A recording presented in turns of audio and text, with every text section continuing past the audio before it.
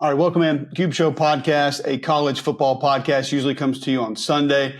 My apologies for that. We had a pretty busy day on Sunday getting back from Atlanta in the SEC championship game. We had a church performance. We had a karate tournament.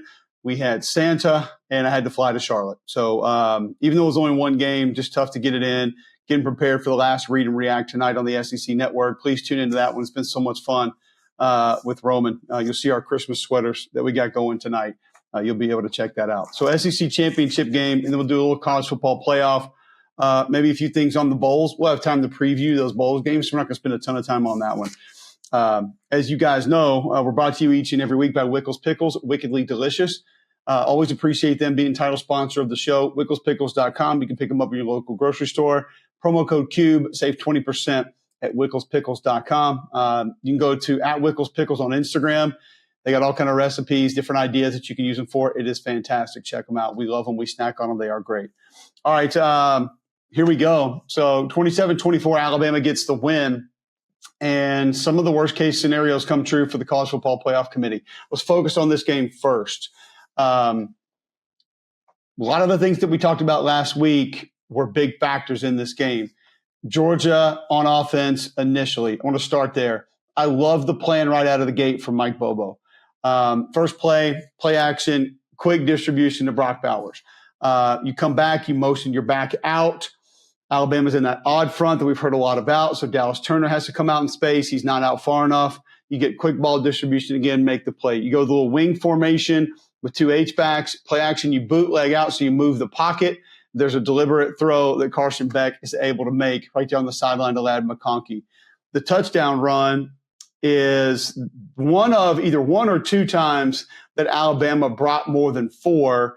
Tate Ratledge, the guard, does a nice job on that blitzing linebacker. Van Pran climbs up to the second level, Milton in for the score.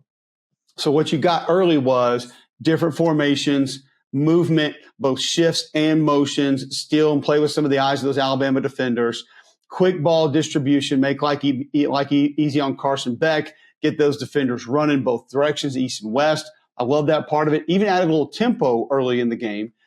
And some of that kind of dipped off a little bit. Now, when I was calling the game with Dave Neal, I thought it felt like they got completely away from it. I just didn't feel like I saw a lot of the stuff that I saw in that first drive and felt like they just became sort of a drop-back team. But after I've watched the film 2 or 3 more times, I realized Bobo did keep some of that stuff in. I still got away from it to an extent, but that run game wasn't going to be there. So I do think some of that was going to be predicated and built off the rushing attack that just wasn't there. So you can't continue to go down that road if what your foundation essentially is not going to be there for you to build on. An offensive line injury, obviously pretty big for Georgia as well. When you think about the fact that Mims goes out, then you have to slide Truss back over to right tackle. That was a little bit problematic. Bowers not 100%. McConkey, I think, was a little bit less than Bowers was. It didn't appear as though Bowers was struggling too much. Ladd, you saw him kind of limp off the field a little bit, but man, he got a gutsy performance because he came back in later and made a couple big catches. But the offensive line, I didn't think was anywhere close to dominant. Didn't really move that group around. The protection was hit and miss. Sometimes the protection was fantastic. Other times it felt like Turner and Braswell got home off the edge, or you had a guy inside get a little swim move and be able to make a play, or be able to force Carson Beck to move or leave the pocket. Some of that quick distribution changed, though, when Alabama went down to that even front and started playing split safeties because they just had more. Think about it. It's a numbers game. They had more defenders to be able to make plays out in space. They weren't as dedicated to the line of scrimmage.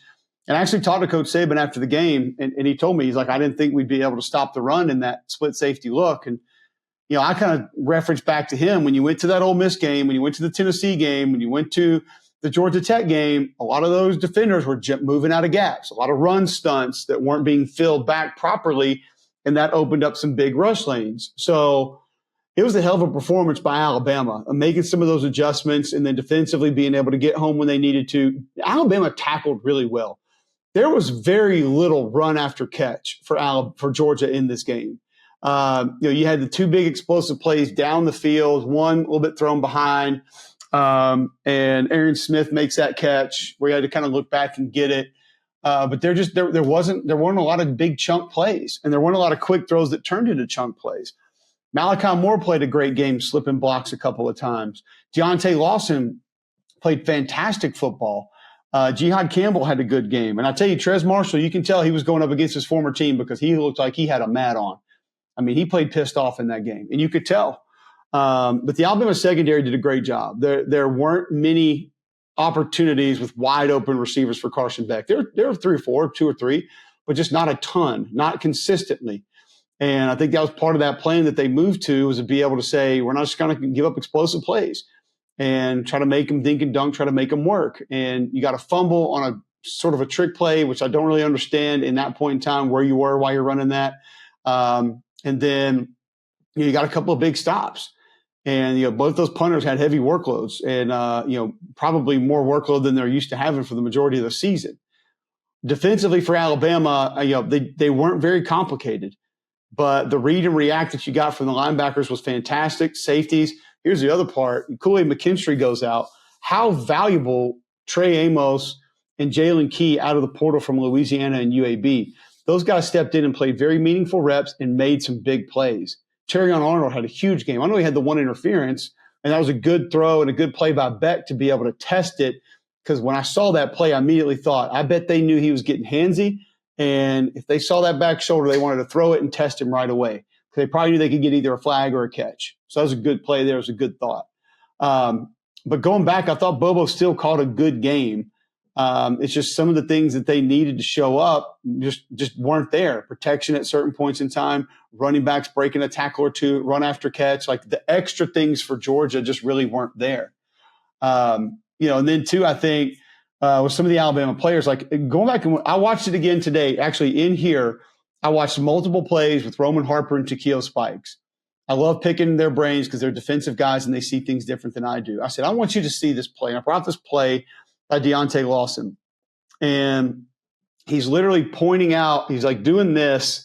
He's making like an angle movement with his finger and the back's offset to the right. So it looks like he's saying, hey, inside zone here.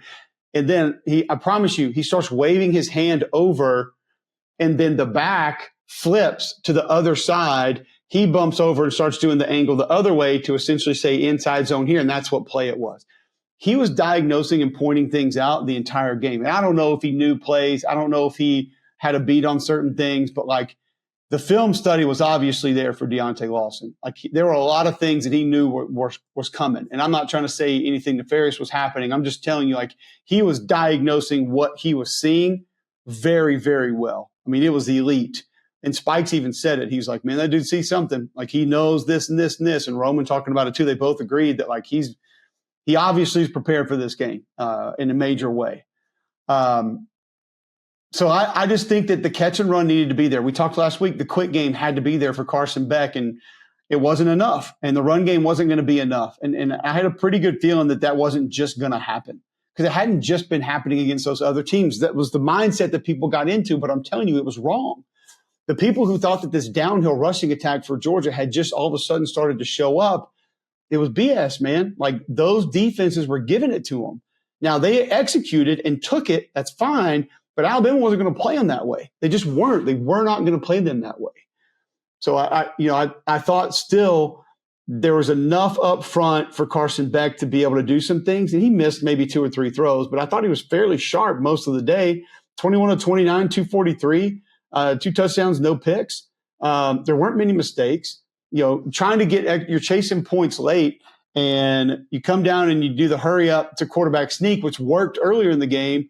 I honestly don't know why you didn't hurry up and run it again, or run quarterback sneak again, but you end up having to go a couple more plays and you took, a minute and a half or whatever it was off the clock. You just didn't need to do that. The play to Bond where he doesn't get in the end zone and Alabama runs another couple minutes off the clock. I thought that was extremely beneficial for Alabama.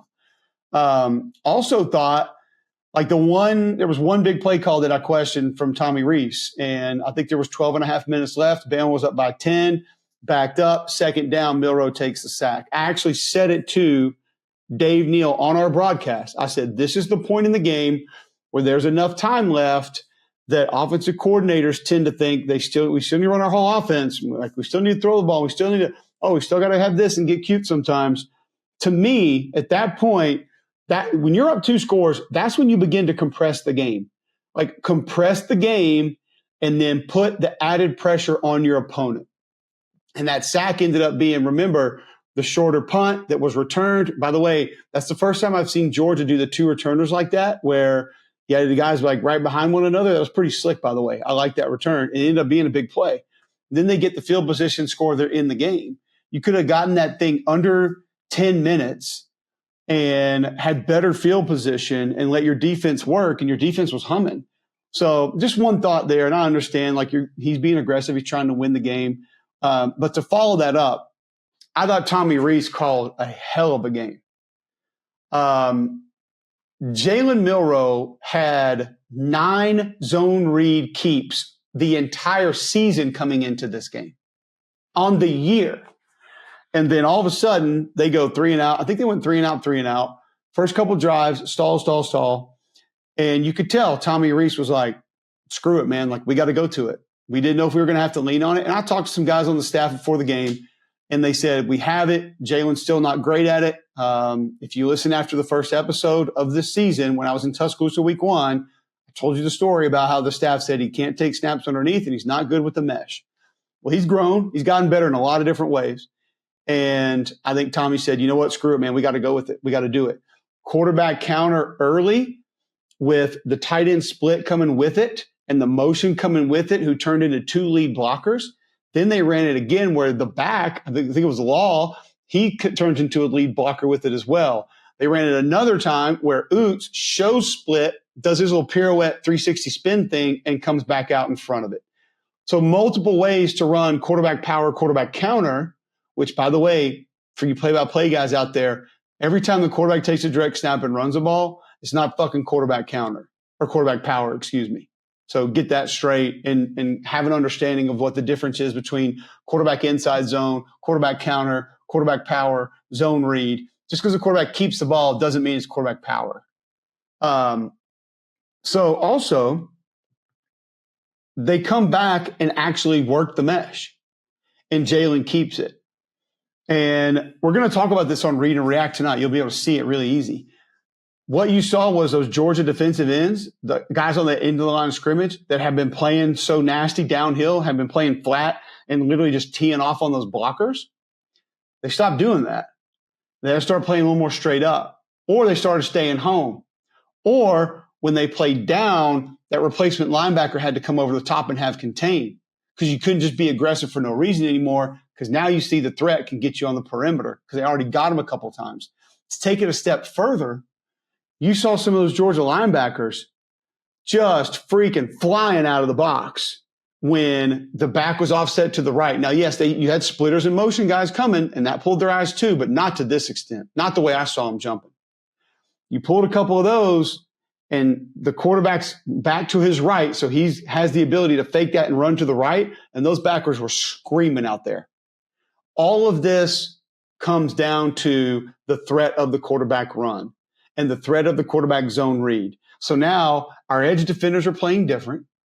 Okay. Our linebackers are flying a little bit more, because there's one play that I'm going to highlight for you tonight where those linebackers fly out and it's a traditional handoff that goes for like 10 yards. There's nobody home. It's not there. There's another run play inside where Chamblee comes down. He's the crasher on the edge. He's trying to crash the mesh. Here comes Robbie Oots. They trade paint. Oots gets the better of the deal. The replacement linebacker over the top comes to play contain off that side. Guess who's in the B gap? Nobody. Nobody's there. That run goes for like 6 or 8 yards. Tommy Rees was masterful with how he used different things in the run game to set the other things up. And I'll say Jalen wasn't great throwing the football.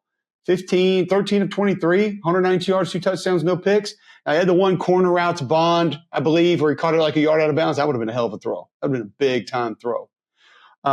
Isaiah Bond, 5 for 79. The drive, he catches 4 balls. Now you start catching Georgia in some zone stuff, and they run the triple crossers, and Georgia can't really keep up with it because you're wasting a corner and a safety backside, and Miller's got a little extra time, and he just dumps it down to Bond. Bond did scramble drill one time and rerouted back to the right, and he caught the one pass.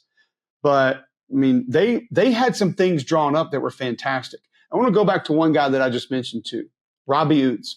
He hadn't gotten a lot of credit this year. There haven't been a lot of people talking about him. Robbie Oates played his ass off in this game.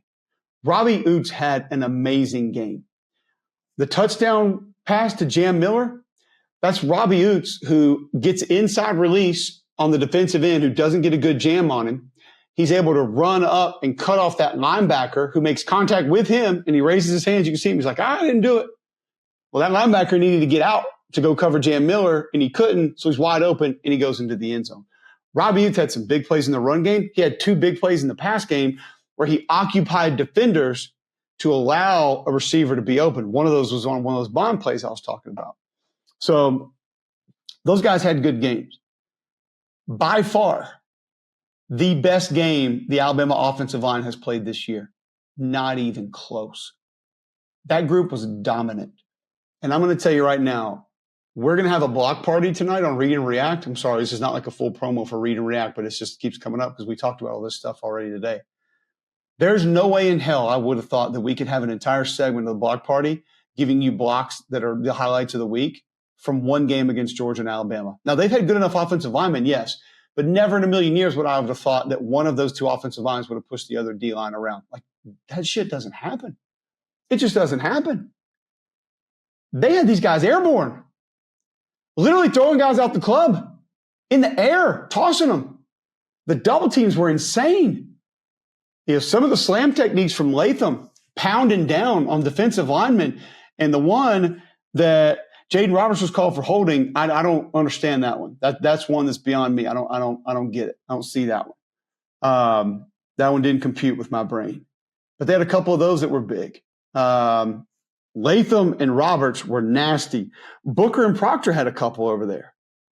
I mean, that group was kicking ass and taking names. It's as physical a performance against a Georgia defensive line as I've seen in years.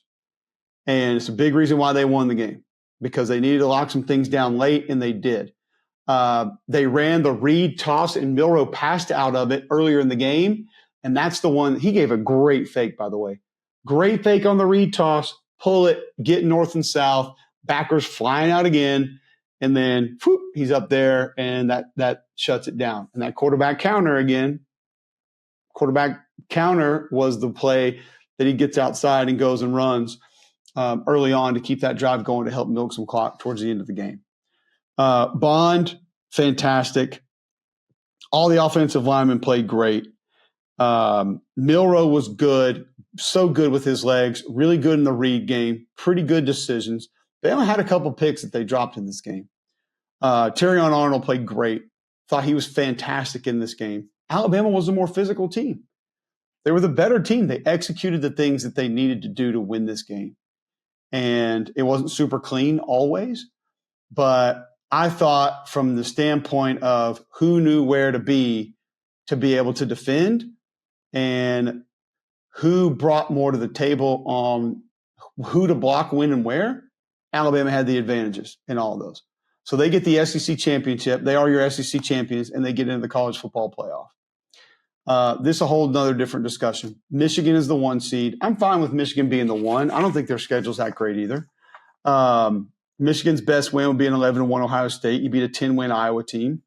You beat a 9-win UNLV team, which is actually a good win. I'm fine with Washington. I think Washington's a really good football team. Their offensive line's better than they get credit for. Dylan Johnson's a really good back. They got big-time wide receivers. Penix is great. I think their front seven's above average, better than people think. But, you beat an 11-win Oregon team twice. You beat a 9-3 Arizona team on the road. That's a good Arizona team. You beat an 8-win Utah team. You beat USC on the road, 7-win football team. Beat an 8-win Boise team that won their conference. It's a good resume. Texas's resume was really good. Maybe best or second best win of the college football season, winning in Tuscaloosa. You beat the SEC champions at their place. I know you lost to Oklahoma, a 10-win football team. Beat an 8-win Wyoming team. Beat an 8-win Kansas team. Beat an 8-win K-State team. Beat a 9-win Oak State team to be Big 12 champions. Like that's more than enough, I think. The big part, though, is when you look at teams below 500 that they knocked off. Like Oklahoma had Baylor, Houston, BYU, TCU, or Texas did. Alabama had Middle Tennessee, Mississippi State, Arkansas. That's it. teams below 500. Florida State, Southern Miss, Wake, Pitt, North Alabama, Florida. Teams below 500 that they knocked off. It's hard for me to sit here and have this conversation and not think Georgia's one of the best 4 teams in the nation. That's my opinion. I've watched every snap of every game that they've played. I think Florida State has really good receivers. I think Florida State has an average offensive line with much better talent than they're used to having. I think Florida State has a elite defensive line. I think they have a good secondary, a good group of linebackers. I think they had a really good quarterback, and they have really good running backs.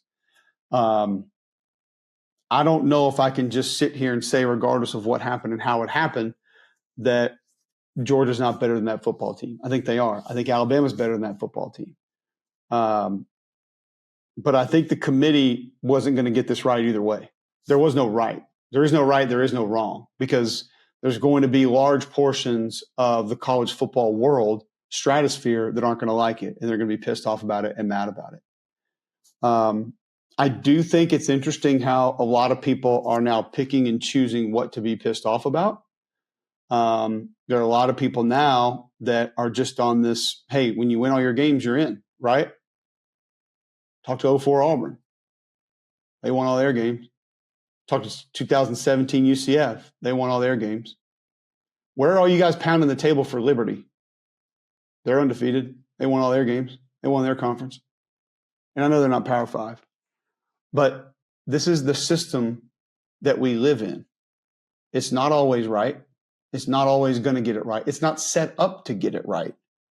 And there's going to be even more of this next year when we get 3 and 4 loss teams in, and people are going to be mad about that. And there's multiple teams from certain conferences that get in, and people don't like that.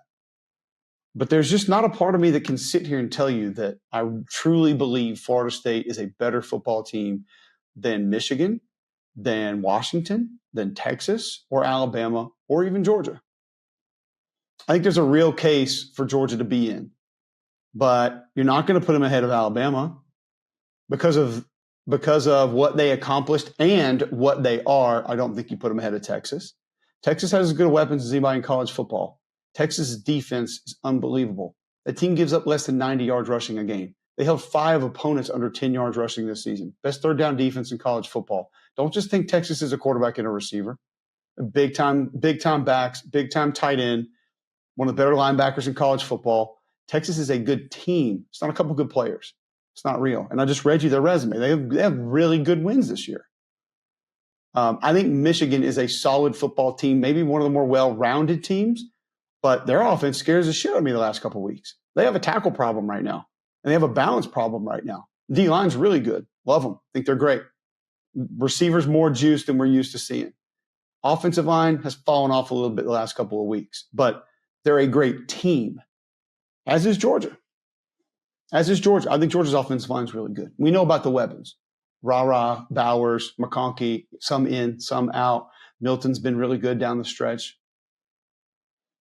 Great linebacker play. Your best one's banged up. Maybe the best secondary in college football. And those guys, by the way, those guys showed it in this game too. I didn't really get to them. Tyke Smith made some good plays. Bullard was incredible again. Just unbelievable again. Made a bunch of great plays. But it's hard for me to not sit here and say that I don't think they're one of the 4 best teams. So what do you go by? Is it what these teams have accomplished? Is it their resume? Is it eye test? How do you weigh it? Did you earn it? Because you can't have all of those. If you want the best 4, the only qualifiers are who that committee thinks is best. There is no accomplishment that makes you one of the best 4. And I'm not saying that's right. I'm not saying that's the way it should be. I'm just telling you that's what it is. It's what it's been. I don't know what's confusing about it. And it's one of the things that has frustrated me about this is that certain teams, not so much this year, but you see it coming. You know what's going to happen. You knew it was going to happen this year with a couple of teams, that when they slap that whatever champion next to their name, whoop, all of a sudden, totally different perception of that team. They won 1 game. Should it? Like Alabama beating Georgia should change your opinion about them greatly. That's the team that has been number 1 for the majority of the weeks this year. That should change your opinion. Texas handling Oak State, their rear end, a little bit. But just because now it says Big 12 champions doesn't mean you should automatically elevate them to number one. They're a good football team, and they were before that. Same thing with Michigan. Did your perception of Michigan change greatly because they're Big 10 champions? No, your perception of Michigan changed because they kept winning and doing the things they've been doing all year. So just because Florida State is ACC champions doesn't automatically mean you're one of the best 4 teams in college football. It doesn't. I hate it for the kids. It sucks because they did what a lot of people had told them they had to do to have a chance. Is it right? I don't know. I don't know what right and wrong is because it's not set up definitively. It's not set up in a black and white manner to be right here and wrong there. It's set up with a lot of gray area, just like the committee utilized their rankings all year. I thought we would get a hard reset. I thought with Oregon out, the team that they had to make excuses for, the team that they had to self-correct on, the team that they had to make sure they weren't wrong on from weeks 8, 9, 10, 11, they had to keep propping them up because they didn't want to be wrong. Once Oregon lost, I thought that would give us a hard reset all the way across the board. Not as much as maybe I anticipated, but you got a little bit of it, and that's why Alabama goes up and Georgia goes down. No team had ever gone from 1 to out. No undefeated conference champion in the Power 5 had never gotten in. So there are a lot of firsts that are taking place with this thing. But we haven't had the chaos. We haven't had a lot of the teams causing a lot of the other problems that we had some other years. So that's what it is. I thought Alabama did a great job with their plan in this game. They had some players make some plays, but coaching was a big part of this one. Is a big part of why Nick Saban and his staff won this game. There weren't a ton of big mistakes on either side, honestly. Like I said, I thought some of Georgia's plan went away in the middle and then came back. Tempo was something Georgia used early that was really good and beneficial and then kind of came back late. But Alabama made those adjustments defensively. You've heard Nick Saban say it. They went away from the odd front to the even front, played 40, so more cover 4. They weren't going to give up the explosive plays. It worked. It helped them out. It was a big part of why they won. Now they get Michigan. We have plenty of time to preview that game, but on the first thought, I think Alabama has some real advantages. Athletically, I think they have an advantage. Speed-wise, they have an advantage. Michigan's oomph is not – it doesn't hit you as hard as it has the last couple of years. I think Alabama can offset that and handle that. Some of the other SEC bowl games quickly. A&M Oak State. I mean, is Ollie Gordon going to play in the Tax Act Bowl? And I have no idea what to expect from A&M. Walter Nolan's in the portal. Apparently Evan Stewart goes in the portal today. I mean, Max Johnson's already gone. He's going to North Carolina.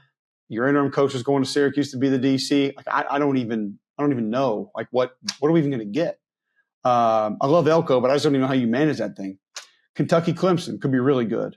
That Kentucky offensive line is going to have their handful. Even with Trotter gone to the NFL, Nate Wiggins gone, R.J. Mickens gone. I don't think any of those are going to play in the Tax Slayer Gator Bowl. I think Kentucky has a chance. Ray Davis already saying he's going to the NFL. I'm assuming he's not going to play. I don't definitively know. But when the guys put the graphics out and say they're going to the NFL, I just assume they're done. It's a pretty safe assumption. Missouri and Ohio State. Once again, who the hell's playing for Ohio State? Cade Stover going to play? Marvin Harrison going to play? Travion Henderson going to play? Starting quarterback's already in the portal. He's out. He's done. He's gone. So I don't know. I mean, I have no idea. 2 defensive ends that are both going to probably be picked pretty early. Are they playing? I think Missouri plays most everybody. I like Missouri to win that game. I'll go ahead and pick Missouri in the Cotton Bowl. There, you got it. Ole Miss, Penn State, Peach Bowl could be a lot of fun. Don't know if Penn State's seen a team go this fast. Ole Miss offensive line will have their hands full because that defensive front can get after you. And Penn State can run the ball. When Penn State wants to go power, they can be pretty good at it. And that Ole Miss front is going to have to withstand that. They be super aggressive, taking guys out of gaps again. Maybe that might not work so well. And they have to pressure the quarterback. Because when that kid does not pressure, he's pretty good. Drew Aller. Auburn, Maryland, Music City Bowl. I'm assuming Talia's going to play. Auburn secondary matches up well. Can you generate any points?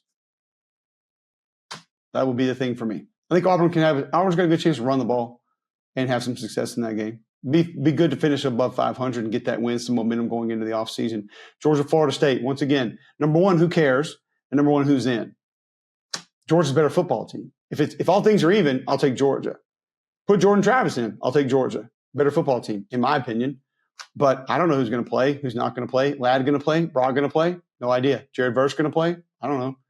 Braden Fisk going to play? Johnny Coleman going to play? I don't know. Patrick going to play? I don't know. So that's a tough one. Wisconsin, LSU. Even with a trash defense, I like LSU to win that game because LSU's third, fourth, fifth receiver are better than Wisconsin's DBs, and I think LSU's second string quarterback is pretty good, even if Jaden Daniels doesn't play. Iowa, Tennessee, Citrus Bowl. Tennessee, can you find me a field goal? Just a field goal. Tennessee can come out in this game and let Joe Milton throw Hail Marys the entire game, and they'll win the game. There you go. And we talked about Alabama, Michigan. So here's what we're going to have coming up in the next few weeks. We will preview all the bowl games. We'll go in depth. We'll talk about that. We'll talk more about the portal because that thing's going to be it's already insane. It opened up today. It's completely nuts. We'll get into the who's and what's and where's and why's. When guys start making decisions, that's when I'll go watch their film and let you know what you're getting. But it is going to be easier for us to talk about guys who are going to be gone. Like Will Rogers, we know what he meant to that program. He's going to be gone. Vanderbilt, by the way, holy mother of God. They are decimated. I think 13 guys are in the portal already for Vandy, like 13 dudes. Savion Riley at safety, wide receiver Jaden McGowan, linebacker Ethan Barr, wide receiver Will Shepard. I mean, productive guys, good players. Like that's not good at all. So, I don't understand how they overcome that, like how they can even really figure that out. That's going to be absolutely brutal. One thing that's not brutal, Game Time, fast, easy way to buy tickets for all the sports, music, and comedy and theater events near you. Killer last-minute deals, all-in prices, views from your seat, and the best price guarantee. Game Time takes the guesswork out of buying tickets. Listen, you get last-minute ticket, flash deals, zone deals, easy to find and buy tickets for every kind of event in your area. And you get the views from your seats. That low price guarantee also is fantastic. You get the event cancellation protection, job loss protection as well from Game Time. It's fantastic. It's easy. Just go download the Game Time app, create an account, use code CUBE, C-U-B-E, and you get $20 off right away on your first purchase. Terms do apply. Again, create an account, redeem code CUBE, C-U-B-E, get $20 off. Download that Game Time app today. Go check it out and get started with Game Time. Any tickets that you need. I mean, listen, college football playoff is here. Bowl games are here. Basketball season in full effect. You want to go watch some of those. Game Time has deals on tickets right up to the start of the event and even an hour after it starts. It's the place to find last-minute seats. Once again, go download the Game Time app. Use promo code CUBE to get $20 off your first purchase. So we'll talk a lot more about coaching moves, different guys going in and out. Jeff Levy's staff starting to come together. Cody Kennedy is going to be the new offensive line coach there. He comes from Arkansas.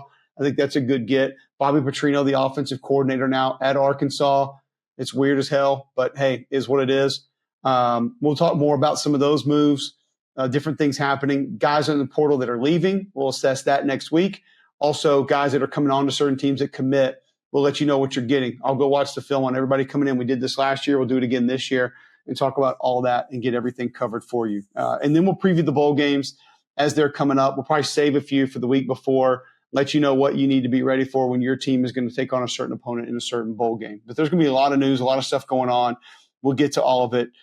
We might have some grades and some awards to give out for certain players over the course of the year. One award that we do need to give out, Blue Delta Denim, Blue Delta Jeans, best jeans you'll ever buy. Go to bluedeltajeans.com. Pick up some custom denim. Christmas right around the corner. I'll give you a little preview of the Christmas sweater that we're going to go with tonight. Almost saw it. BlueDeltaJeans.com, the most comfortable denim you'll ever wear. I've got them going right now. Yep, those are Blue Deltas. And they are breathable. They are flexible. They are fantastic. They are wonderful. Tell Nick and the guys you heard about Blue Delta Jeans right here on Cube Show. Please subscribe on YouTube. Please subscribe on Apple Podcasts, Spotify, wherever you're listening. We always appreciate that. Spread the word. Tell your friends about us. All the nice things everybody said walking around Mercedes-Benz Stadium. Thank you for that. I'm very appreciative, and we'll be back next week.